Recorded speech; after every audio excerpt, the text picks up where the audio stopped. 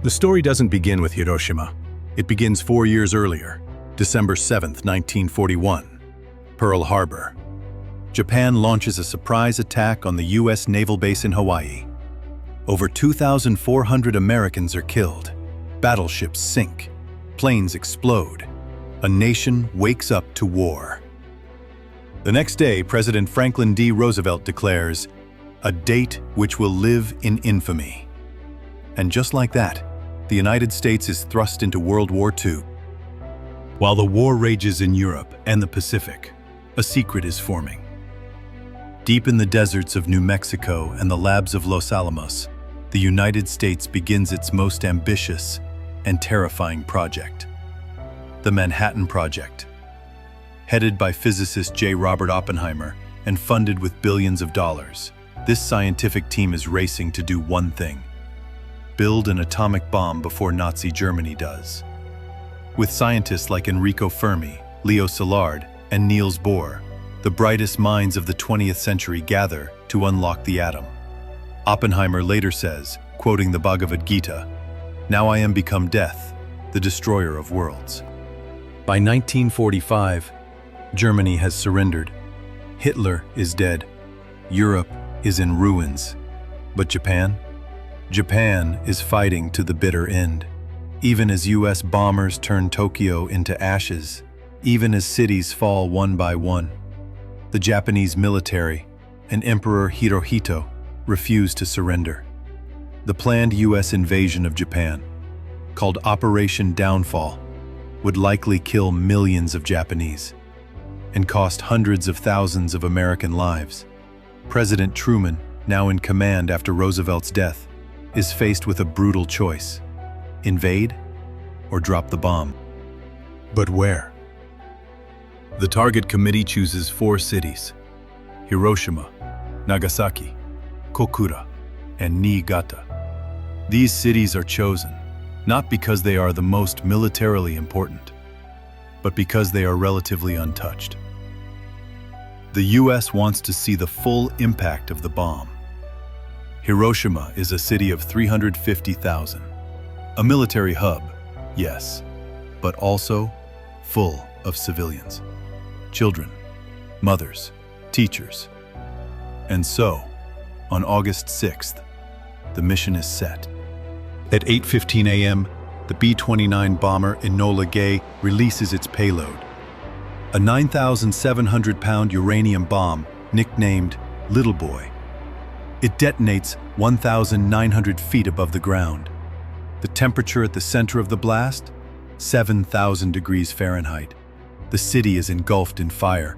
80,000 people die instantly. Thousands more will die in the days, weeks, and years ahead, from burns, radiation, and illness. Survivors, known as hibakusha, describe shadows burned into walls, skin melted from bone, water wells filled with the dying. Yet, Japan does not surrender. 3 days later, August 9th, a second B-29 boxcar takes off with a plutonium bomb called Fat Man. The primary target, Kokura, is covered in smoke, so the plane diverts to its backup, Nagasaki.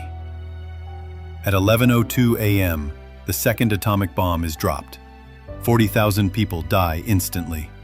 Another 30,000 will follow. Many of them were Christian Japanese.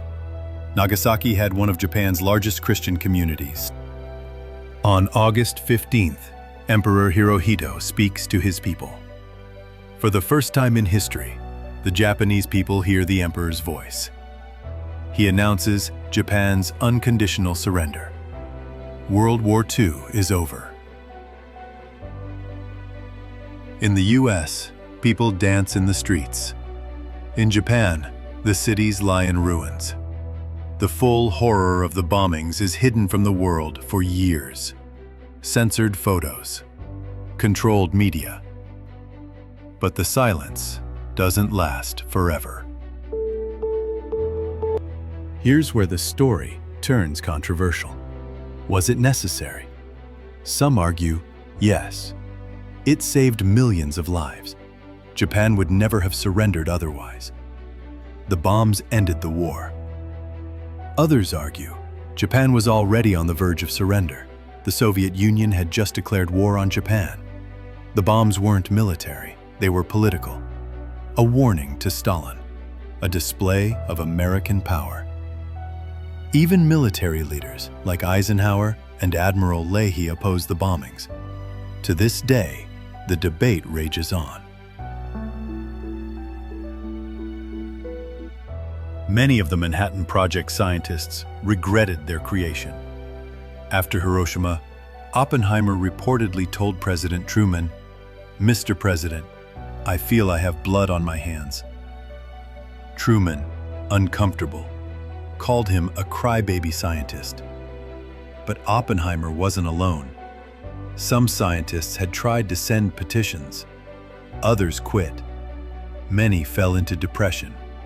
They had unlocked the atom, but now they saw what it had done. The atomic bomb changed warfare forever. It launched the nuclear arms race, led to the Cold War, and created a world where, with the press of a button, entire cities could vanish. Hiroshima and Nagasaki remain the only times nuclear weapons have ever been used in war, and every August, people gather at the Hiroshima Peace Memorial to remember what happened and to say, never again. In the end, the story of Hiroshima and Nagasaki is not just a story of war. It's a story of science, of power, of politics, and of people. Children, mothers, grandparents, lovers, burned into ash, erased in seconds. The world changed in 1945, but the question remains, did we change with it? Or are we still standing on the edge, finger on the trigger, one decision away from ending everything? That is up to us. If you found this video powerful, hit like, share it with someone who needs to hear it, and subscribe for more untold stories from history. Let's never forget what happened, and never repeat it.